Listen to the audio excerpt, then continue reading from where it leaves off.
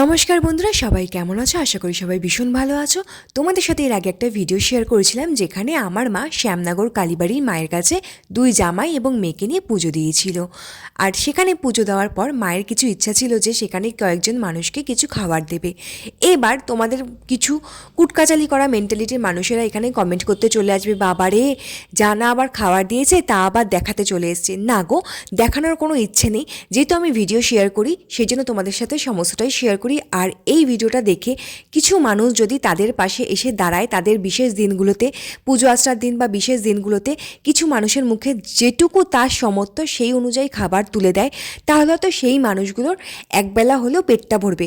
আমরা তো ইচ্ছে হলেই কত কিছুই খেতে পারি, কিন্তু অনেক মানুষ আছে তিনবেলা তো দূরে থাক, একবেলাও হয়তো ভালো করে পেট ভরে খেতে পারে না। তো তোমাদের বিশেষ দিনগুলো যদি এই ভিডিওটা দেখেই তোমাদের কিছু মানুষের মনে যদি একটু খোঁচা লাগে যে না তাদেরকে খাবার দান করি বা খাবার খাওয়াই কিছু, তার জন্যই আমার এই ভিডিওটা আজকে তোমাদের সাথে শেয়ার করা। লোক দেখানোর জন্য ভিডিওটা করা না, তাই খারাপ মানসিকতার মানুষরা এখানে কমেন্ট করবে না প্লিজ।